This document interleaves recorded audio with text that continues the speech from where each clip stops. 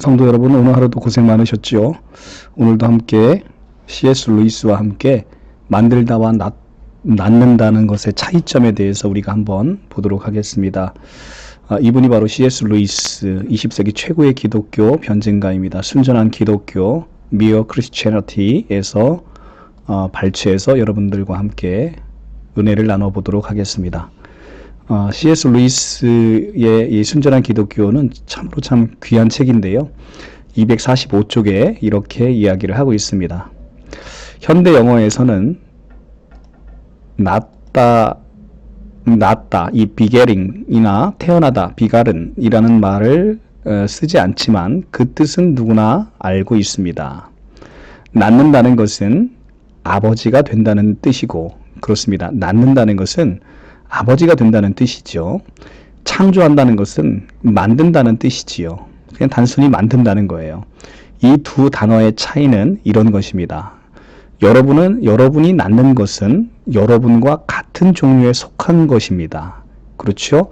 낳는다는 것은 낳는 이와 같은 종류에 속하는 거예요.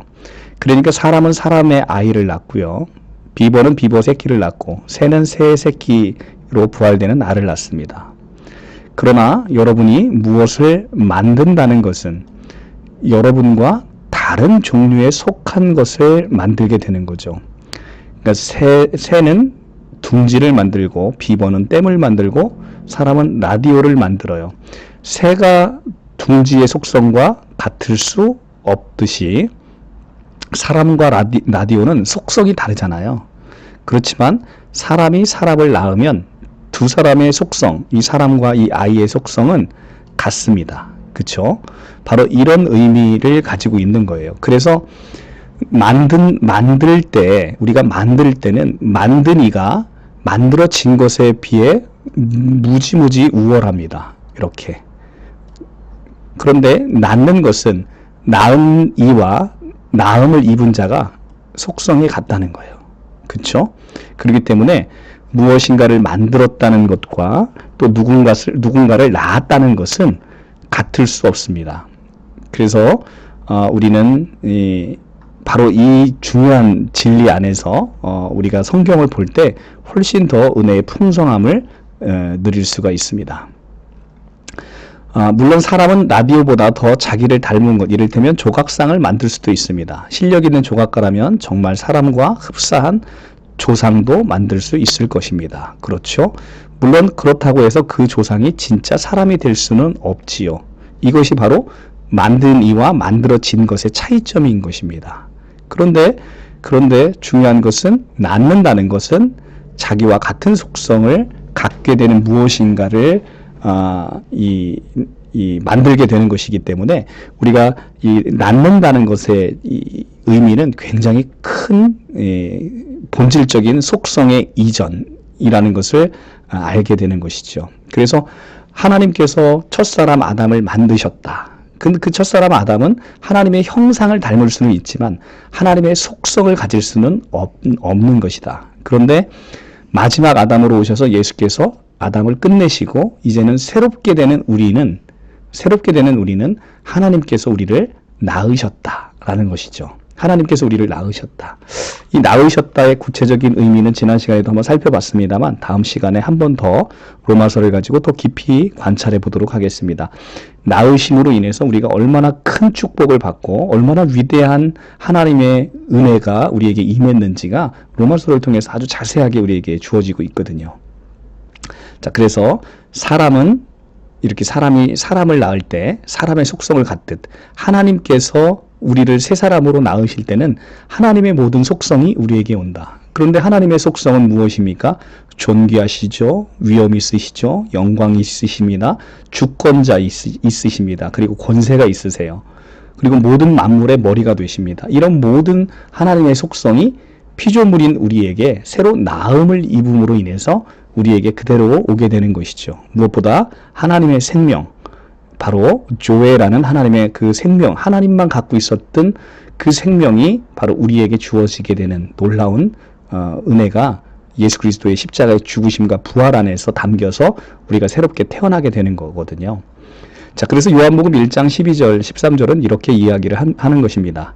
영접하는 자, 곧 그 이름을 믿는 자들에게는 하나님의 자녀가 되는 권세를 주셨대요. 무엇을 영접합니까? 예수 그리스도. 그 이름을 믿는 자들에게는 하나님의 자녀가 되는 권세를 주셨는데, 그냥 이것은 낳지도 않았는데 권세만 준다, 이런 뜻이 아닙니다. 우리가 하나님으로부터 태어나지도 않았는데 그래 너 하나님의 자녀가 되는 권세를 내가 줄게 해서 주는 게 아니라는 거예요. 13절이 더 자세히 설명을 하고 있습니다. 이는 이는 무엇을 가리킵니까? 바로 예수를 믿는 자들에게 주는 하나님의 자녀가 되는 권세. 이것은 혈통으로나 육정으로나 사람의 뜻으로 나지 아니하고, 그렇죠? 이것은 혈통으로나 육적으로나 사람의 뜻으로 나는 게 아니고 오직 하나님께로부터 낳은 자들이다 라고 이야기를 합니다. 자, 하나님의 자녀가 되는 것은 오직 하나님께로부터 낳은 자들, 그러니까 children born of God. 자, born, bear, born 할 때 born. 자, 영어에 이 born, 태어나다 라는 단어를 쓰죠. children born of God. born of God. God. 이렇게. born of God. 하나님으로부터 태어난 사람들. children born of God. 이렇게 지금 쓰고 있습니다.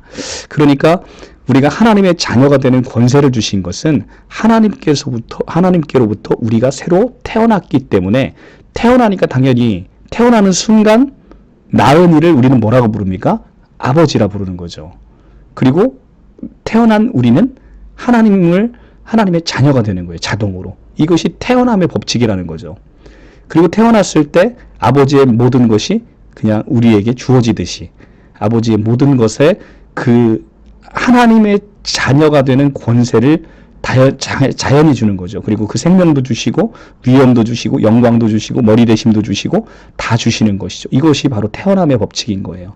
우리는 바로 이렇게 새 사람 안에서, 예수 그리스도 안에서 우리는 이렇게 하나님으로부터 태어난 자들입니다. 그래서 하나님의 모든 것을 우리 것으로 취할 수가 있게 되는 것이죠. 이것이 성경이 우리에게 주는 바이고, 바로 이 C.S. 루이스가 이 Mere Christianity에서 설명하는 바, 바로 낳다와 만들다의 차이, 그것을 C.S. 루이스가 우리에게 알려주는 바가 너무나 큰 것이죠. 그렇습니다. 그래서 우리가 첫사람 아담과는 비교할 수 없는 하나님이 낳으신 하나님의 자녀가 되었음을 오늘 이 시간도 다시 한번 깨달으시면서 은혜 충만, 기쁨 충만, 평안이 충만하시기를 간절히 축원합니다. 마치겠습니다.